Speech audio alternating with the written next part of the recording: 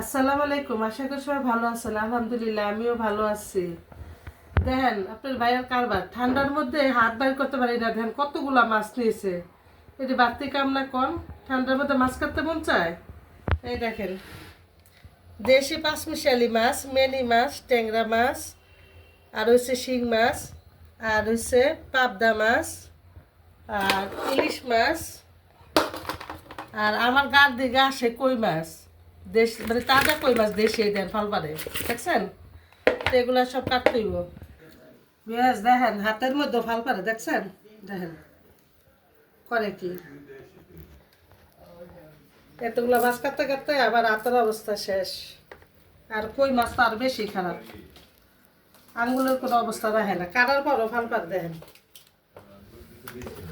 এই দেখেন, এই যে আর একটা ফাল পাইটা নিচে বসছে।